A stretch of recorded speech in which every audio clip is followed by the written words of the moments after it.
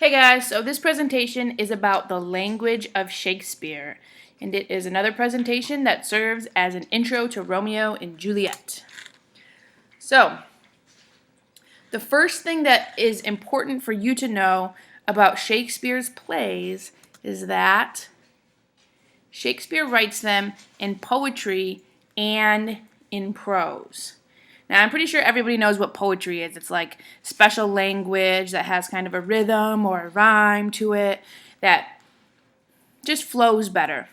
Prose is the opposite. Prose is just regular old talking like I'm doing now that doesn't have any poetry in it at all. So, parts of Shakespeare's Romeo and Juliet will be in poetry, but most of it is in prose, okay? Now, when he does write in poetry, he writes in a type of poetry called Iambic Pentameter. And that is a meter or line that contains 5 unstressed syllables, each followed by a stressed syllable. Now that might sound a little bit confusing, but we're going to do a little bit of practice with it, so hopefully you'll get the hang of it. Now, when you have many lines of iambic pentameter, or really more than one line of iambic pentameter, you have a blank verse. That's what it's called. So if you have like a little paragraph of iambic pentameter, that's called a blank verse. Okay? So make sure you know those terms. Write them down. Take some notes. And now let's talk a little bit about stress. Okay?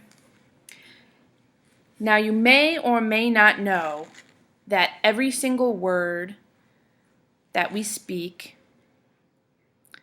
has stressed and unstressed syllables. Okay? Let's look at an example. This is a word, behind. Okay? Now, behind has 2 syllables in it. Be and hind. Behind. 1, 2. 2 syllables in it because you say 2 different sections to say the word. Be and hind. Okay? So behind has 2 syllables in the word. Now, what we're going to try to look at is to see which syllable is stressed. Stressed means you say it maybe a little louder, put maybe a little more emphasis on it. Maybe it's a little longer. And the unstressed syllable is going to be maybe said a little bit quicker, with less emphasis, maybe a little quieter, like that. Okay? So let's say the word and try to figure out whether be is stressed or hind is stressed. Behind. Say it to yourself a little bit. Behind. Which one do you think is stressed? If you said hind, you are correct. And the word behind, hind is stressed. There's a little more emphasis on hind. Now, what would happen if we stressed be instead of hind? Let's check it out. Behind. Well, that's a word too, isn't it? Behind is a word. Only it's a different word and it has a different meaning. The word behind, with hind stressed, means in the back of. The word behind means somebody's rear end, right?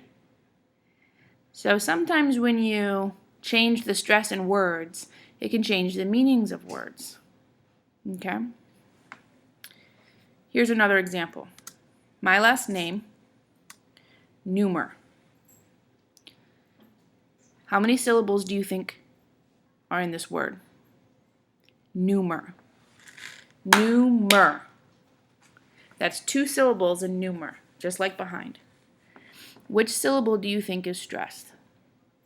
Now, if you're having a hard time telling, you can try stressing both and see which one sounds right. Numer or numer. Which one sounds right to you? Numer or numer?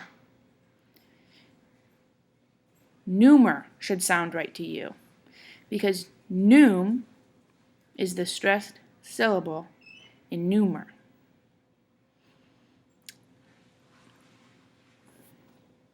Now, since each word has stressed and unstressed syllables, it only makes sense that when you put words together, sentences will have strings of stressed and unstressed syllables. And this is the case. Now, poets pay very close attention to the sounds of words. So poets have a good ear for being able to tell which syllables are stressed and which syllables are not stressed in sentences. Now, this isn't something that normally we think about, right? Every sentence that we say all the time has stressed and unstressed syllables. We're not talking in any specific way. We're not changing the stressed and unstressed syllables, and poets don't do that either. Poets take the already created stressed and unstressed syllables and try to rearrange them in a certain order so that it makes a beat. Okay?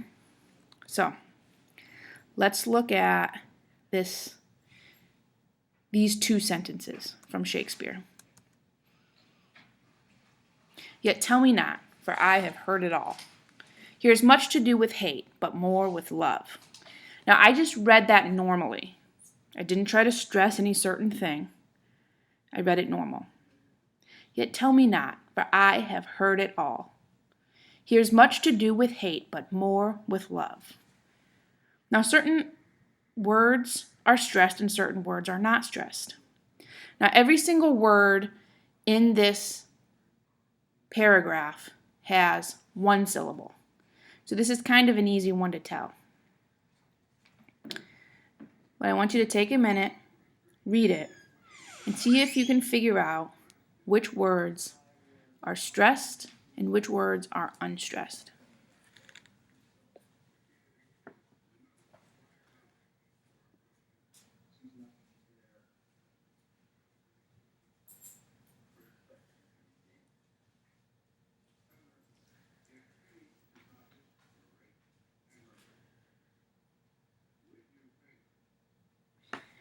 Okay, hopefully you spent that time trying to find stressed and unstressed words. Let's look at just the first half of the first sentence to start. It tell me not.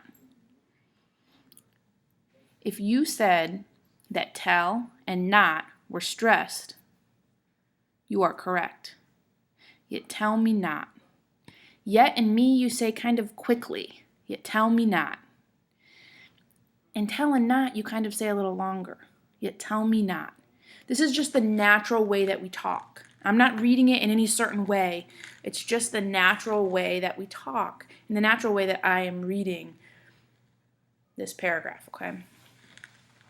So there's kind of a pattern here. Yet is unstressed, tell is stressed, me is unstressed, not is stressed. So it goes unstressed, stressed, unstressed, stressed. Now let's look at the second half of the first sentence. For I have heard it all. For I have heard it all.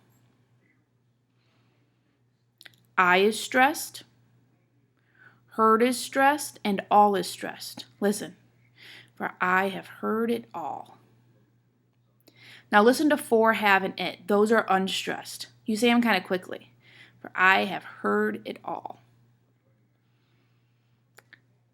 If you listen closely, you can tell that the pattern continues in the second half of the first sentence. Unstressed for, stressed for I. Unstressed for have, stressed for heard. Unstressed for it, stressed for all. And if you've guessed that that pattern is going to continue in the second sentence, you are correct. In Iambic Pentameter, this pattern continues. Unstressed, stressed, unstressed, stressed, unstressed, stressed. Now remember, all of Shakespeare's play isn't going to be written in iambic pentameter. That would be a lot of hard work for him to be able to manipulate the words and put them in the order that the whole play would be in this pattern. But there are points in the play, phrases, verses, that are in iambic pentameter. Now, each pattern unit, the unstressed stress, that's the pattern unit, is called an iamb. That's the first part of the word, iambic pentameter. Okay? So each pattern unit is called the iamb.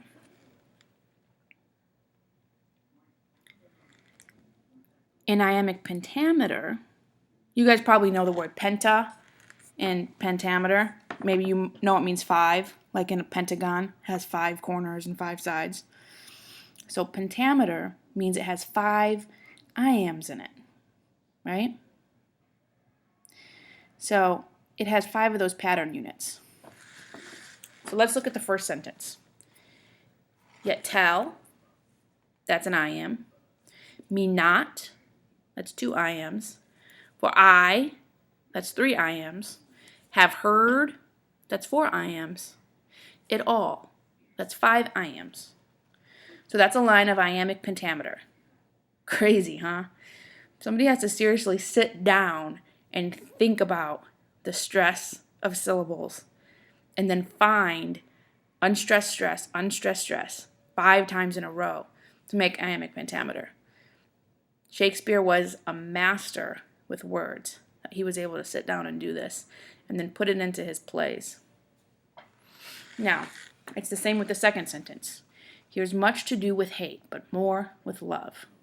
Here's much is 1 iamb. To do is 2 iambs. With hate is 3 iambs, but more is 4 iambs. With love is 5 iambs. So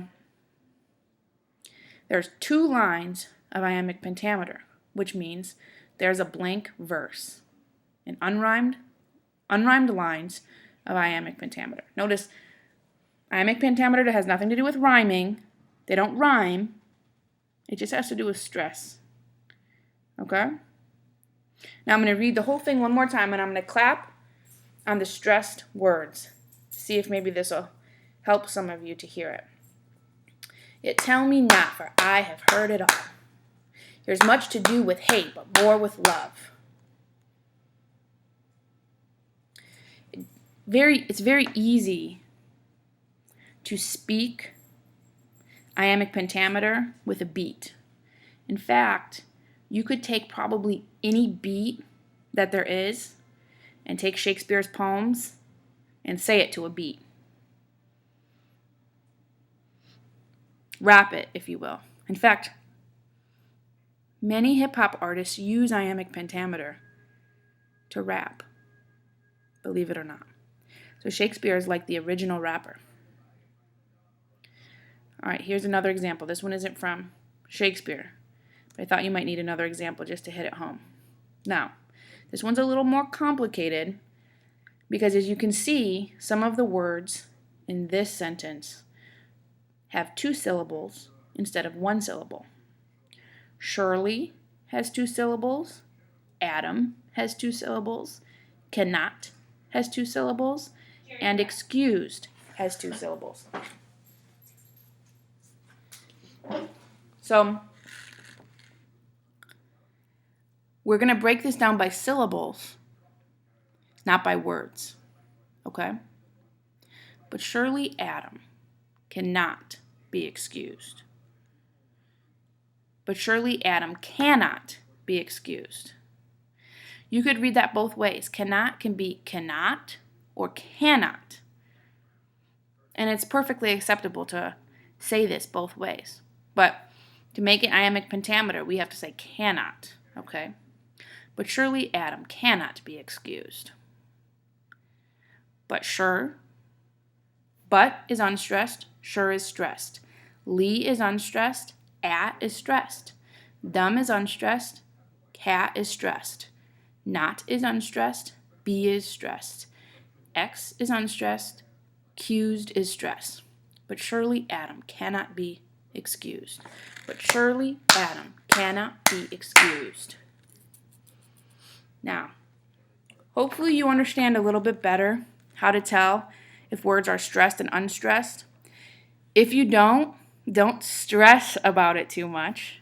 I just want you pretty much to know that iambic pentameter consists of iambs, 5 iambs, which are unstressed and stressed syllables. Okay, you're going to work a little bit with stressing, with finding the stressed syllables. And if you're in my honors class, you'll work more so with finding the stresses in sentences. But if you don't have an ear for it, you might just take a little more practice. So don't stress too much about it. I'll help you. Sometimes some of you are probably like, I got this, I can totally tell. And if you're like that, you could probably be a poet or a hip-hop artist even. But if you're not really sure and you're still kind of like, what is she talking about? Don't stress about it too much. I'll help you with it. You'll get some practice. And you're not going to fail if you don't know how to do this, okay? So don't stress about it too much. Now, the next type of language that Shakespeare uses is allusion. An allusion is a reference to a literary or historical person or event that the audience is expected to know about.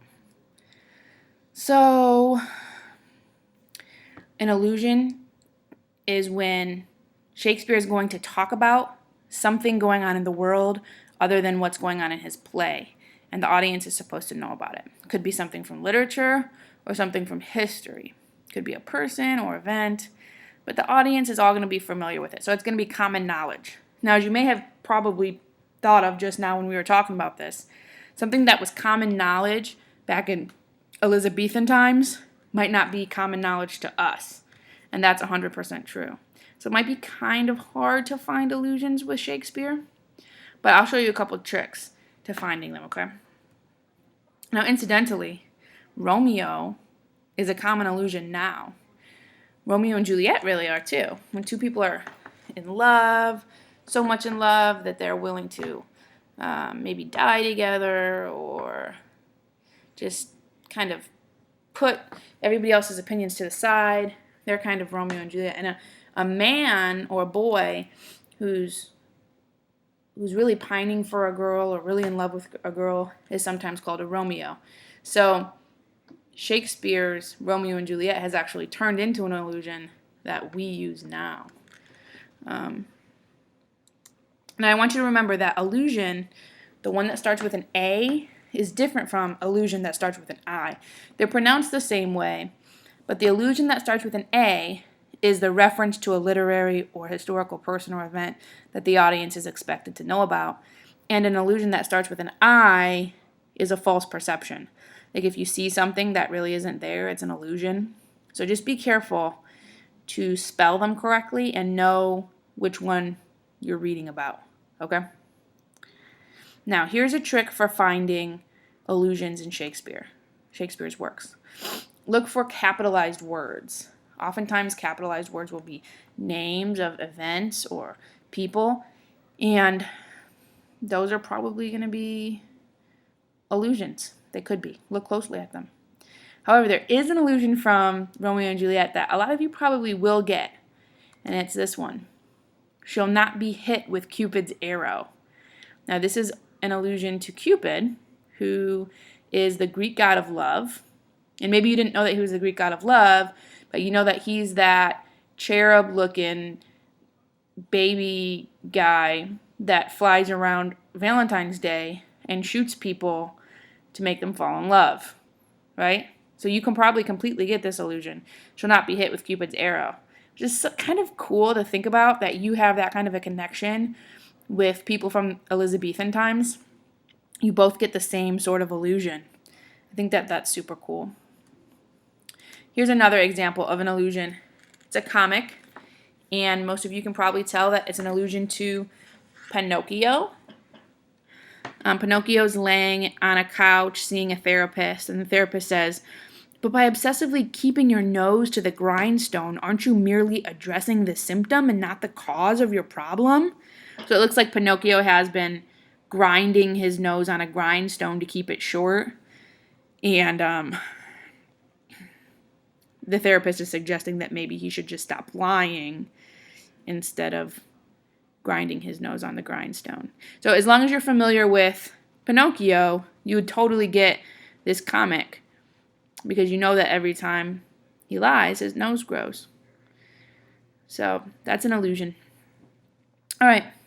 Another type of language that Shakespeare uses is called a pun.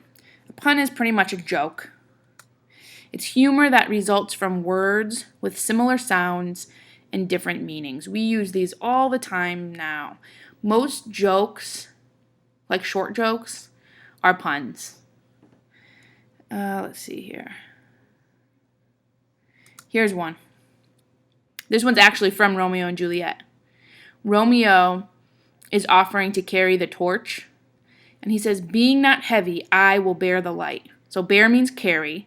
So he's saying pretty much because it's not heavy, I will carry the light, or I will carry the torch, right? But the thing that makes this funny is that light has two meanings. It could mean light, like the torch, like light up the room, or it could mean the opposite of heavy, light. So being not heavy, I will bear the light. So it's a clever play on words that's it's supposed to be funny. Here's another pun. Time flies like an arrow. Fruit flies like a banana. So time flies like an arrow is a simile, I hope you know, because time flies like, it uses the word like, an arrow. An arrow flies literally, and time flies figuratively, meaning it goes by quickly.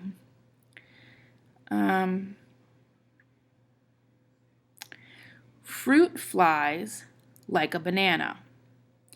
Now, at first when you're reading this, you're like, what? Because fruit flies like a banana. Fruit doesn't really fly, right?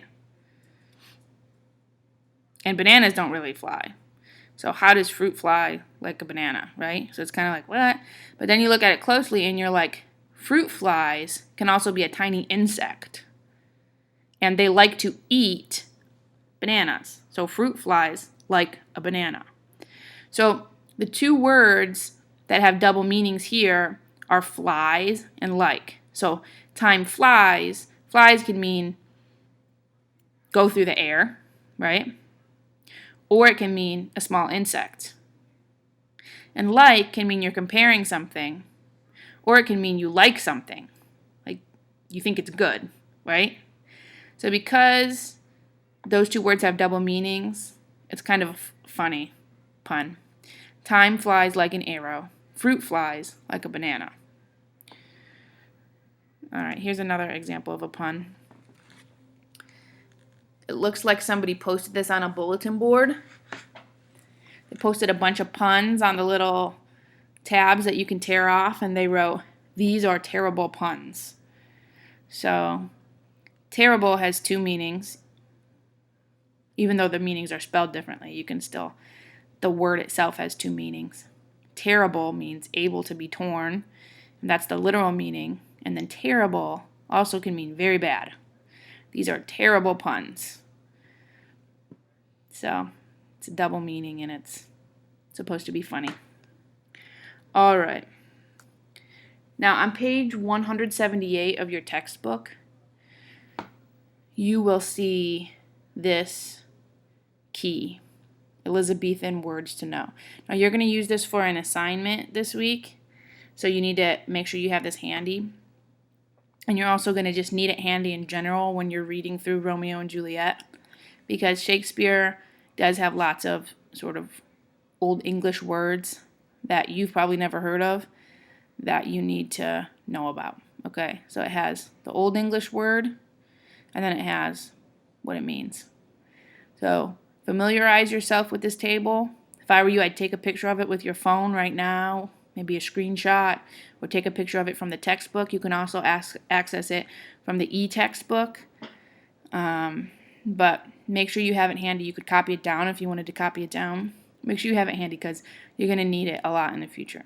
Okay? Now, if you are in my honors class, I'm going to expect you to memorize the terms and what they mean. If you are not in my honors class, I'm not going to make you memorize the terms and what they mean. But like I said, I want you to have it handy and so that you can reference back to it when you need to. My favorite is cuz, C-O-Z right there, short for cousin. It's kind of, you could kind of figure it out when you're actually watching Romeo and Juliet. They'll say something, hey cuz, that's probably not hey, but they'll say something cuz, and then you'll be like, are they saying cousin?